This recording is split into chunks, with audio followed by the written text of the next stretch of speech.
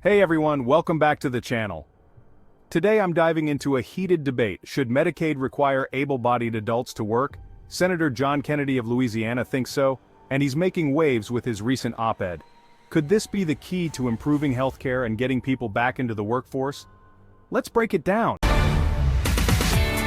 Elon Musk's Doge now working with the Centers for Medicare and Medicaid Services in search of potential fraud. It comes as some people call on the Medicaid program to push Americans to get back into the workforce to improve their overall health. Let's bring in Fox News senior medical analyst Dr. Mark Siegel. So it's Senator John Kennedy of Louisiana who writes about this. In the National Review, he says in part, quote, numerous studies have shown that human beings are happier and healthier when they are employed. Long-term joblessness is associated with higher rates of cardiovascular disease, depression, and anxiety. One study even recommended employment as a, quote, critical mental health intervention. He says that there are 15 million able-bodied adults without children on Medicaid who could probably re-enter the workforce. This is kind of like the idea that we saw back in the Clinton administration of welfare to work. Or bridge to jobs. And I completely agree with everything you just said. It's 15 million that have been identified. John, under the Trump 1 administration, 13 states received approval for just this kind of program, and another 9 were applying for it when the Biden administration came in and nixed it. So this is something that's been on the table for a while. I agree with the issue that it improves health.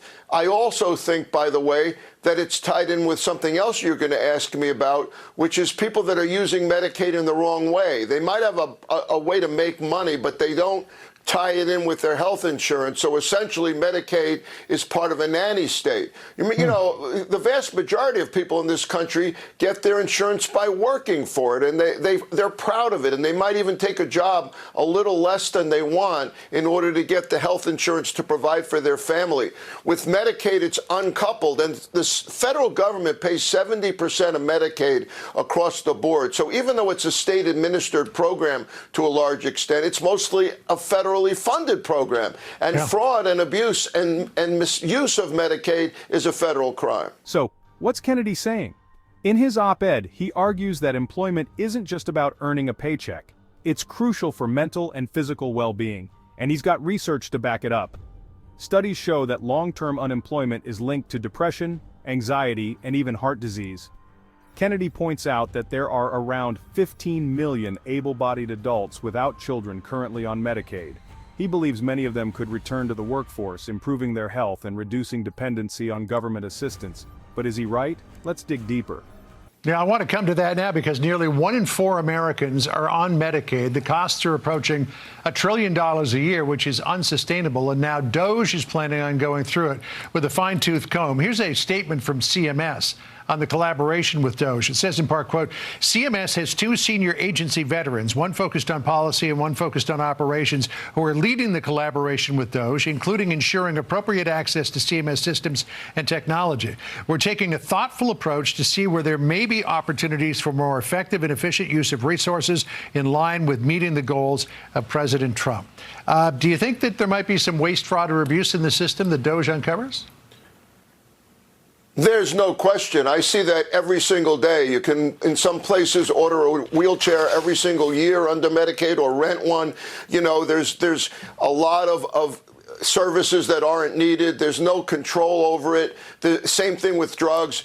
I call it a sick care system. We're spending about $1.5 trillion on Medicaid plus Medicare. I call it a sick care system, by the way, because it'll pay if you're sick, but it may not pay prevention. It doesn't pay right now for Ozempic or Wegovy or weight loss drugs, even though obesity is our biggest healthcare problem in this country right now. So this needs to be looked at. How do we save healthcare dollars by keeping people from getting sick in the first place?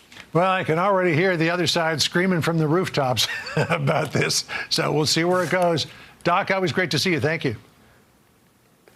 Great, John. Great to see you. Remember the Clinton-era welfare-to-work programs? They aimed to transition people from government aid to self-sufficiency. Under the Trump administration, 13 states were approved for similar Medicaid work requirements, and 9 more were in the process of applying.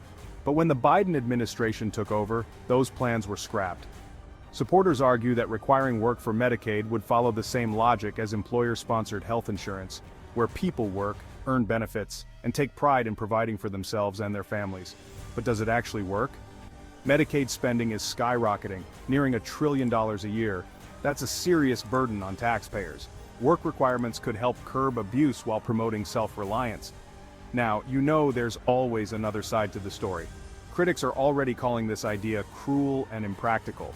They argue that many Medicaid recipients face barriers to employment, like lack of childcare, disabilities that don't qualify for exemptions, or jobs that don't provide health care. They also point out that Medicaid is a lifeline, not just for the unemployed, but also for low-wage workers who don't get health benefits. Let me know your thoughts in the comments. Hey, if you're finding this discussion interesting, make sure to hit that subscribe button and turn on notifications. We break down big political and economic topics like this all the time, and you don't want to miss out. Also, drop a comment below. Do you think work requirements would actually improve Medicaid? One thing's for sure, this debate isn't going away anytime soon. Thanks for watching. Stay informed, stay engaged, and I'll catch you in the next video. Until then, take care.